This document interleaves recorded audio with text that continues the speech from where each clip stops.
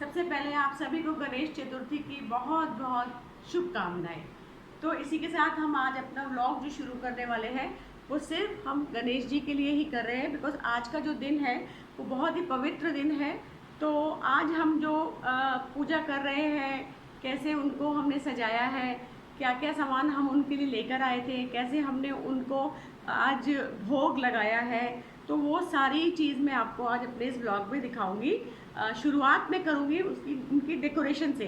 तो डेकोरेशन का सामान मैं कल गई थी मार्केट, तो मैंने सभी कुछ ले लिया था।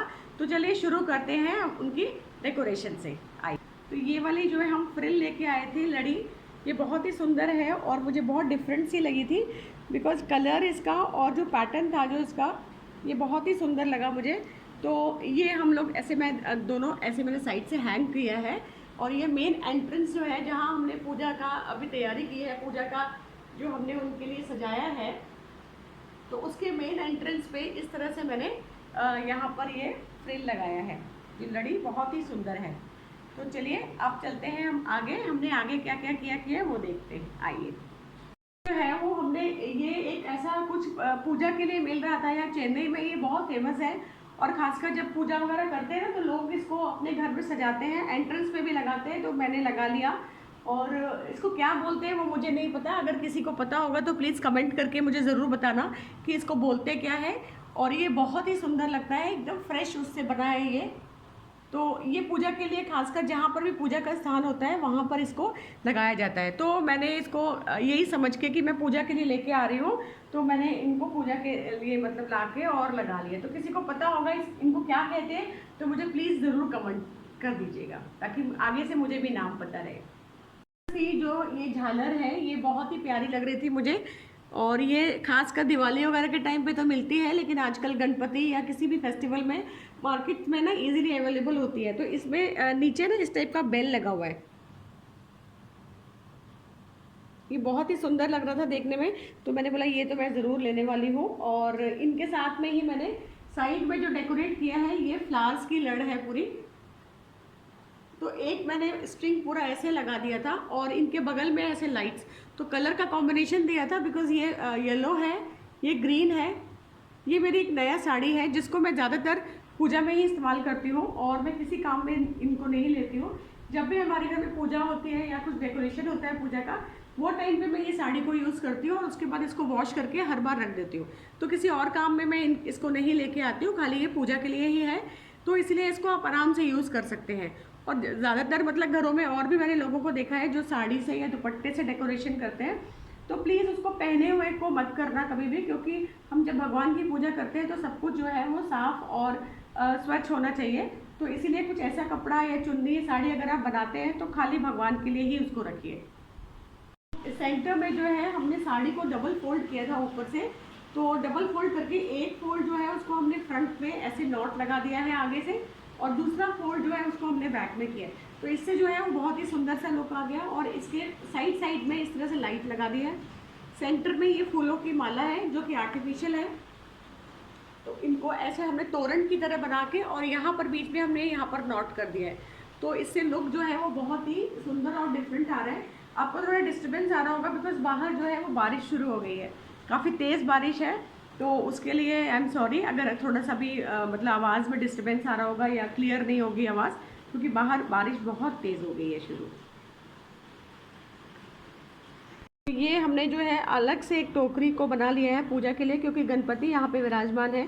तो उनके लिए हमको जितने दिन वो हम उनके पास ये पूजा करेंगे या वो हमारे घर पर रहेंगे, तो अलग से सब, जैसे घी अलग हो गया, उनके लिए एक स्पून अलग हो जाती है। फिर ये तो आरती हो गई अलग है। फिर जो आप टॉवल यूज़ करते हैं वो भी उनकी एक सेपरेट होना चाहिए, क्योंकि वो ऐसा नहीं है कि आप घर के लिए भी यूज़ कर रहे हैं। अगरबत्ती हो गया या टीका हो गया, ये सब हमने एक अलग से इसको बना लिया है। अलग से एक बर्तन में रख सकते हैं या प्लास्टिक टब में। और ये मेरा अगरबत्ती वाला स्टैंड है, तो ये भी मैं यूज़ करती हूँ ताकि इसकी जो राख है वो कहीं पे ना गिरे। तो ये कुछ हमने तैयारियाँ जो है वो साइड में अपनी करके रखनी है, ताकि हमको रोज़ उसके लिए भागना नहीं पड़ेगा। तो चलिए अब मैं आपको अपने बप्पा के दर्शन कराती हूँ। और पूजा हो चुकी है, सब पूरे विधि विधान के साथ हमने पूजा की है। हाँ, फिर भी हमसे कोई अगर गलती हो जाती है तो बप्पा जो है वो हमें क्षमा कर देंगे, क्योंकि हम उनके बच्चे हैं। और छोटी मोटी गलती तो इंसान से हो ही सकती है, पर कोशिश की है कि पूरी विधि के साथ हमने उनकी पूजा की हो और कोई गलती ऐसी रह ना गई हो। पर अगर रह भी गई होगी तो बप्पा हमें ज़रूर अपना बच्चा समझ के माफ़ कर देंगे। तो चलिए देखते हैं हमारे बप्पा कैसे हैं। तो इस तरह से हमारी पूजा की तैयारी शुरू हो चुकी है। आज पहला दिन शुरू हुआ है और हमारे हिसाब से हमने बहुत अच्छी तरीके से विधि विधान के साथ बप्पा की पूजा की है और आगे भी करेंगे। तो हमारा जो बप्पा का जो फर्स्ट लुक है आप लोग देख ही चुके हैं।